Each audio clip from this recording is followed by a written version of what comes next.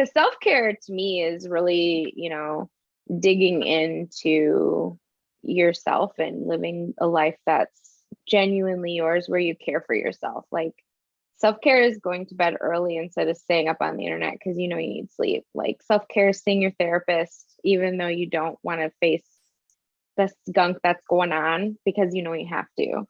Self-care is making sure that I feed myself breakfast, lunch, and dinner every single day, even though I just want to keep working. Self-care is making sure that I shower and, do all the human things that my body physically needs. It's, not having cheese, not having sugar because my body doesn't like them, and having the things that actually are going to, feed my body in a healthy way. And I think to me, that's more about what self-care is versus this like treat yourself, face mask, like buy a shirt, like, you know what I mean? Those are self-soothing. They make us feel good and we love them.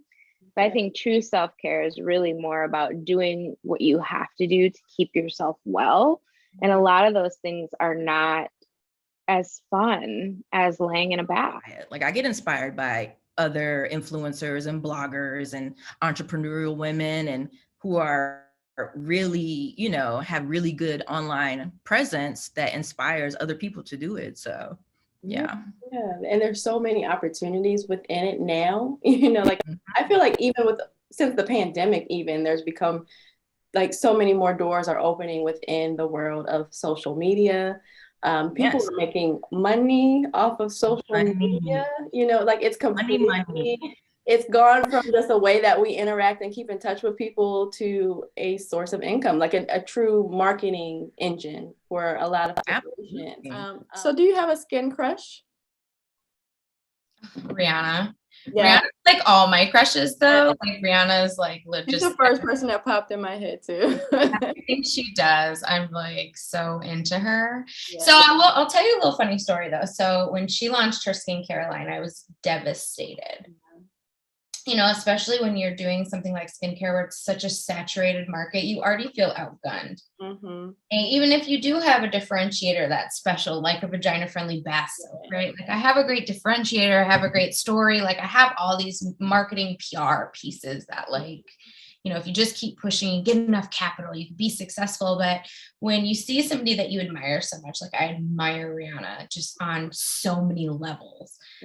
But her humanitarian work, her businesses, her skin, her body, like she's just outrageously talented.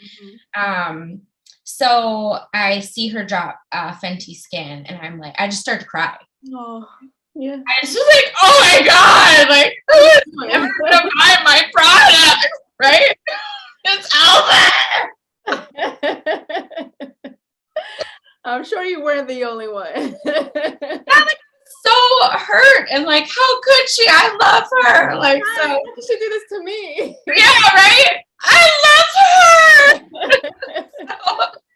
I'm thinking to myself though, I'm like, all right, can't freak out. Don't freak out. Like, relax. If you're called here, there has to be a space for you. Yeah. So then, her skincare line comes out, and of course, I'm like in the reviews. See what's going on. One of the things that I never put in my products is fragrances and dyes. And the specific reason for that is because those have skin irritating qualities. African American skin specifically has a lot of issues with irritation. Yeah. Right? We get easily irritated by these fragrances and these dyes more than other races do. Her skincare line, almost every single product has red dye in it. Really? So all the sensitive skin folks are like, my skin! I can't with this. And so then I start reading through all the ingredients, right? And I'm like, girl, you put red dye in all your... And I was thinking to myself, I was like, you know what? And this is why my space in the market is still my space in the market. Yeah. Because I would never, and I, sometimes I look at the lineup and I think, gosh, everything is like the color profile of my products aren't always as like vibrant as some of the other products, but it's because I just absolutely refuse to put something in it that could irritate your skin. Yeah. And so, yeah, it made me think like, wow, this is why I'm like belong in this market, is because there are a lot of people like me who need somebody who's gonna never put something like that in a product. Exactly. You know what I mean? Because that's what they need. And just like, I'm sure there's a ton of people who also love Fenty skin because that stuff doesn't irritate their skin. Yes. I was working at the computer lab at Southern University under Dr. Ryder.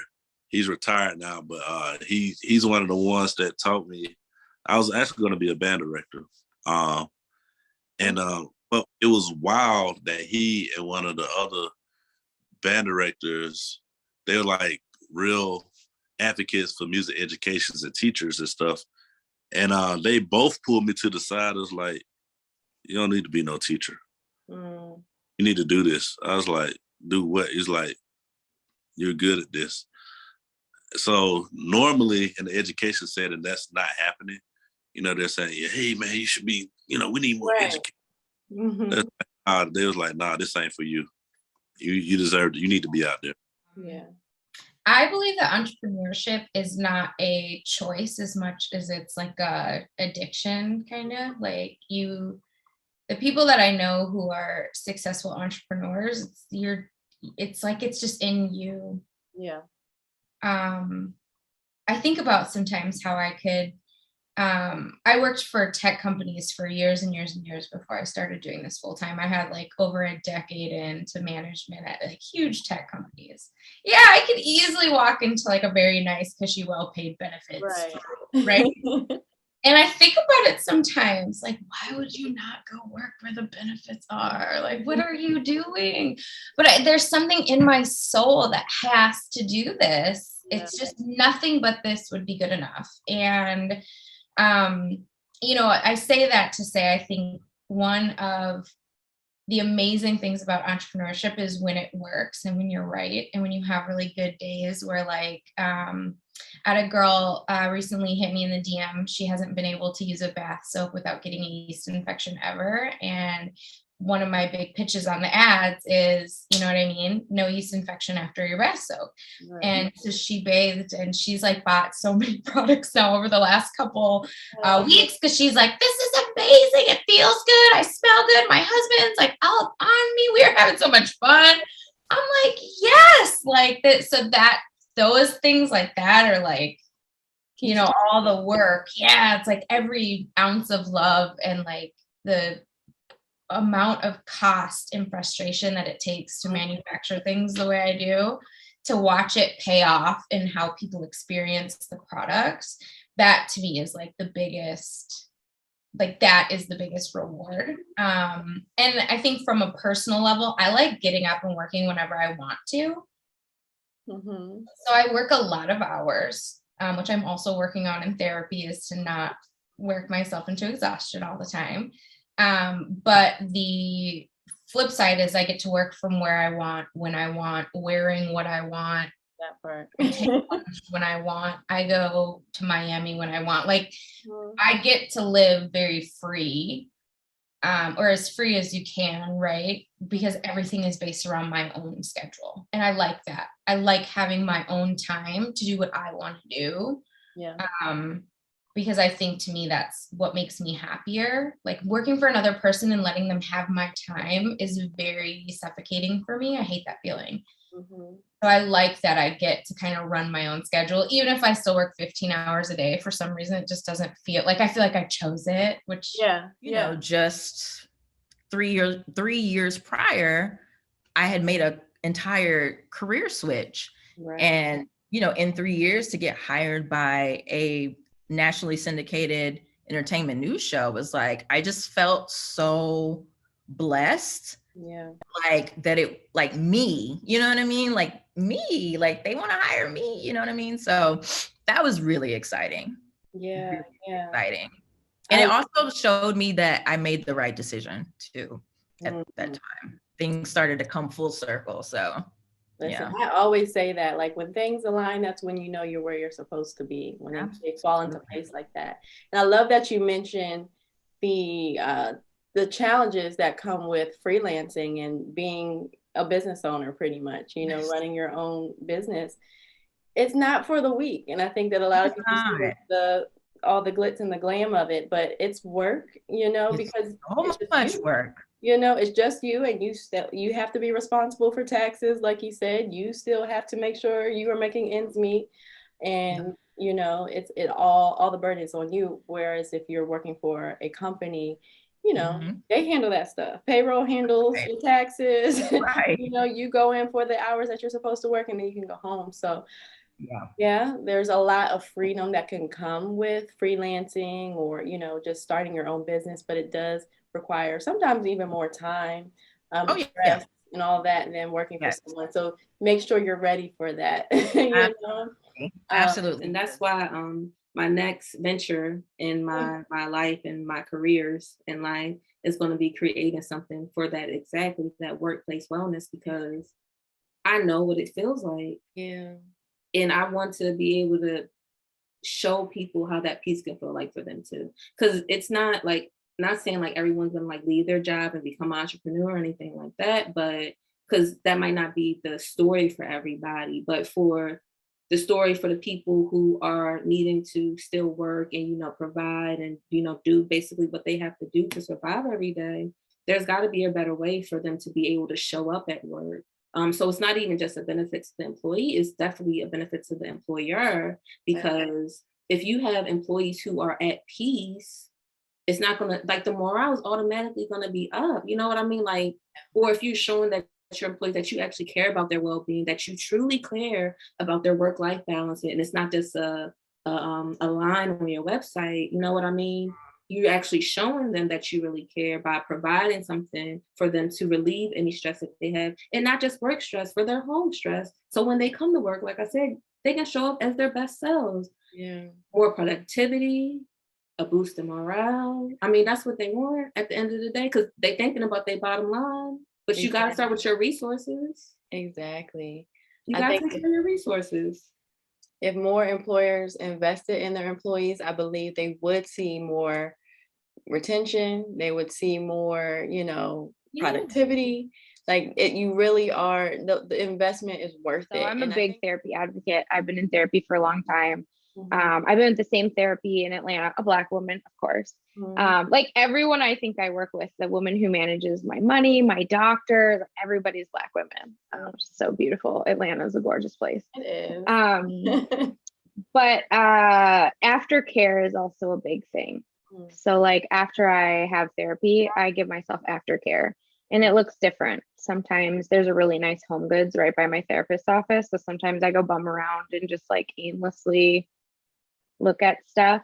Sometimes I sit in the sunshine. Sometimes I take a nap. Sometimes I, you know, whatever. But I always buffer myself after therapy for aftercare, so that I can care for myself for whatever, you know, whatever we did in that session, whatever I brought up or processed, or, you know, so I have the space for myself, instead of trying to like, you know, shove therapy for 1 hour and then shove myself into the next thing. Yeah, that's really, really good. I think that's so key. I had a friend say, before you do anything after your therapy session, just stop and journal. Like, how are you feeling? What are thoughts in your head? And I'm like, oh, that's a good idea. Cause I would do that. I'm like, I'll schedule it right before work, and then I'll go to work, and you know, you didn't even digest everything that you just learned, felt, you know, so that's, you're like, let's pack that away and get back to this over here. Exactly, so that I can feel better, you know, that's not self-care. Okay.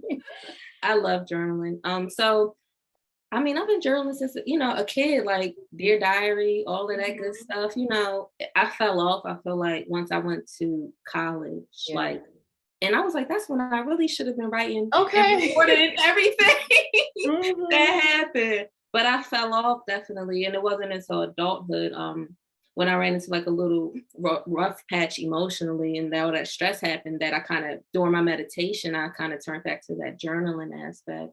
And it's been saving and changing my life ever since. And I know some people sometimes think of it like as this daunting task, like, I can't journal, I don't got no time and all of this. But I see journaling as something as simple as picking up my phone and in my notes, when things start coming in my head, or the same thought starts coming in my head, to just get it out. That's good. You know what I mean? Like, not holding, literally, that's how I see journal, just get it out on paper. I do provide like writing prompts, like on my IG page and stuff like that. That's to help guide people sometimes. But at the point I am like in my personal practice, life is life. And so I can't keep it in my mind. I can't keep it in my body, that stress in your body. You got to find a way to release it. So if I'm not breathing one day, or the asana practice of yoga one day, or meditating, like journaling is a great practice to have as well, because you're getting it out, you're getting that energy out of your system and down on paper. Mm-hmm. Yeah. And things start working too when you put stuff on paper. Like I kind of fell off a little bit, I'll be honest, but I started in the beginning of the year, every morning writing just affirmations. And like, I just noticed how it just changed my day, because I would hold whatever I wrote down like throughout the day. So when anytime something came, I remembered it because I wrote it. I just didn't think it and forgot it. I had actually took it from my mind, wrote it down, said it to myself, and then throughout the day I remembered it. That's all through writing. That's the power of writing. I feel like it's a big argument on whether or not everyone is creative. And I feel like everyone is. It just looks different for every person. I feel like we were all created to create. Yeah. You know? Like, I feel like everyone finds pleasure or fulfillment in something that they've produced, you know, like seeing something birth, you know, whatever you like envision in your head, and to see it actually come to life. Like that provides fulfillment. I feel like for everyone, it just may not look the same. For you, it might be, you know, interior design. For me, it might be producing a podcast, or, you know, I feel like everyone has that thing that's like, oh man, I did that. You know, it's just some type of, you might cook a meal and be like, oh wow, I did that. Yeah. So everyone has creativity in them. Yeah. So that's one of the things when I say, are you a creative? I don't really mean that, because I feel like everyone is, you know, everyone is a creative in their own way. It's like, how do you express your creativity? How do you express it? You know, it's very like earthy to ask, but like, how do you express your creativity? You know, everyone has their own way. My friend, he has this like tattoo that says "create" on his hand. I'm like, I really like that, you know, because like that's what we all do. We create in our own way, just like you said. So I love that. And it's a constant reminder, like, to see that on his hand. It's a constant reminder to like do that, because I feel like the times where I'm not my best self, or I'm not my happiest, is when I'm not creating. Same. You know? Like when I am like in a place of stagnancy, or just feeling like I'm just going by routine and not actually seeing something new, you know, giving life to something new, is when I'm just like, you know, I get in that pit. So to have that reminder, create, girl. When you're feeling down, go do something and create, you know? Yep. And I agree. That's the same thing. I had to teach myself that for a while. I would feel a slump. It's like, get up and create something, you know. I'm going to get a little neon sign above my desk that just says create. I was never exceptionally better than anybody. I was always kind of trying to please let me get an opportunity. You know what I mean? Like there were several plays where I didn't even have a line. So I always wanted more. And I guess that always was a challenge. Like nobody believes in me, but I believe in me kind of. I'm going to push. Like even with high school, I didn't get into Baltimore School of the Arts or Carver, which are the two better schools in Baltimore, if you know Baltimore. So I felt, you know, a lot of people like be like, all right, I didn't get into the schools, I might as well quit. And I was like, no, I'm gonna go to Patapsco. And it worked out, because at Patapsco I was a star. So I got to like be the star of a ton of plays at Patapsco, because the bar was a little lower, but it pushed me to get opportunities and like play and focus on the fun of acting, versus like, I'm not successful in Baltimore, like I should quit. So then that just gave me enough motivation to like, well, let me try it out in New York. And I had the same thing happen at AMDA. They humbled me real quick. There's so many gems in what you just said. First off, I always say that consistency is what separates those who are successful from those who aren't. You know, the ones who are able to push past the no's, because in this business, you're gonna get so many of them, you know. So many no's. So the people that are able to make it in this industry are the ones who push past those no's and remain consistent. Don't let that stop them from you know, pursuing what they're passionate about. And then on top of that, like you said, like God has a reason for everything, you know, for you to be able to go to Patapsco and experience what it's like to be the star, you know, who knows where like the Carver or, the other schools, you may have been in the background, but being able to be a leader, it prepared you for where your career is going. Always be humble enough to keep learning, like you can only get better and better and better. So I think training is super important. I actually putting a payment down tomorrow for another class that I just found. So it's really important. Yeah, I agree. I think with anything, you have to keep learning. I told you offline, I was telling you how I've been diving into stock options. And as much as I've learned, I'm like, every day I feel like I need to study something because there's always something else that I don't know. So I feel like whatever you're doing, like you have to take the time, as tedious as it can be, to study and get to learn what it is you're trying to master. You briefly, mentioned that you obsess over interior design videos. You have now, I mean, you've been doing this for a long time. I know that you've always been into like home interior and like really making a space look nice, but now you're actually pursuing that professionally as well. Mm-hmm. So how did you get into that, and tell us how that journey has been for you? It's been really fun. I am, acting is kind of a slow burn. And so it's nice to be able to like just do something creatively without any kind of restrictions. How did I get into it? I think it just started like with like word of mouth. And I started posting my room makeovers online. So at first it had to do with me, like, I've done it a lot. And then I remember my one friend in particular, my friend Malak, she wanted her studio apartment transformed into like a yoga studio.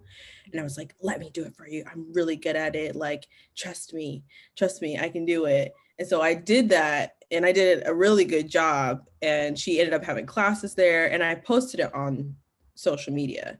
And I think that was really when the ball started rolling with people like seeing, oh, like she does this, that was like the first time. And so from that point on, I would get more and more people reaching out saying, hey, I saw you do this. Could you do my space? Hey, could you do my space? And that led to Home Base Market, which is my interior design company. But my website is Julene Winborn Interiors. Something in my gut told me like, I gotta leave this restaurant. Yeah. The only other actors that were working there had been there for years, and it was a safe space because we were making good money as servers. It was a Beverly Hills restaurant. And I knew deep down that I had to leave, and I had to leave when I had to leave, and I left. And then the next 2 weeks later, I signed with United Talent Agency. Wow. And then we sold a pilot to Comedy Central, which didn't get picked up. But we did 3 sketches. They released those sketches. Then we wrote a pilot for Netflix. This is recent. That also hasn't been picked up. So like all of this time, this is between 2018 and 2022, where I've written 2 pilots no one knows about with my sketch team, sold them to 2 big networks and I'm still building, I'm still growing. But it led me to writing more. And I also wrote a feature, started writing a feature before the pandemic hit, finished it, did rewrites with a writing partner, and just sold my first feature. So, congrats. Yeah, thank you. Wow, like that, man, that is it's just another testament to the consistency. And that's why I always want to encourage people just to start. Because it's going to take time, it's going to take work. It's going to take grinding, it's a hustle.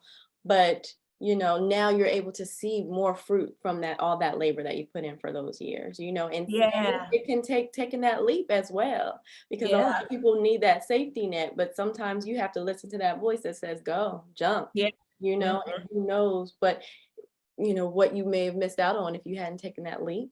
Yeah. On top of that, the power of networking, because a lot of the time we don't want to reach out to people. We don't want to say, come to this show. We don't want to say, put ourselves out there like that or step out of our comfort zone. But you taking that initiative, now you've all been signed, and now you've got all these opportunities that have come your way. So yeah, y'all write these gems down. Okay. Networking extends to security guards, bartenders, just everybody, because they know somebody's cousin, somebody's girlfriend, somebody's little sister. And I try my best to treat everybody as if they're the CEO. You know what I'm saying? I mean, that's how I got a lot of stuff with the twerker, with the City Girls. The guy that hooked me up, he ended up writing on the song as well.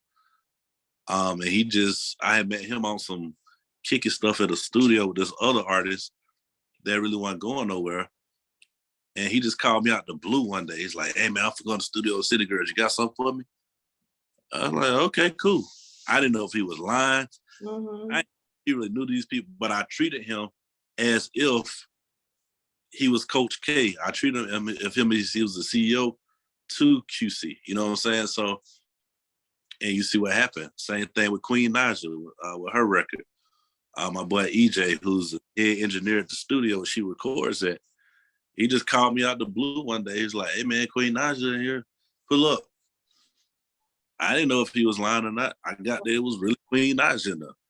And she was like, "Hey, I want to do this song called Love is Blind. And I want to take this Eve sample." And we started out right then and there. Wow. That's everything, not just in the music industry, you know, like in whatever industry you're in, the way you treat people always comes back around. Like you say, you don't know who you're talking to, you don't know who they're connected to, and you don't know, even if they are the janitor now, you don't know what they're going to work their way up to, you know. And it's just a good way to live life, period. You know, treat people how you want to be treated. You get taught that as a kid, but it's very, very important. And you hear that so much about how someone was nice to the assistant, and that assistant, believe it or not, has a lot more say than you would think with the higher up. And now they put in a good word for you because of how you treated them. So people need to just keep that, like, ain't nobody above anybody else. Come on now. Everybody's just as important as the next person, and you'll see it benefits you. Thank you everyone for watching Name a Better Duo. We'll be back next week, same time, same place. I am Renee Nicole. Have an amazing week.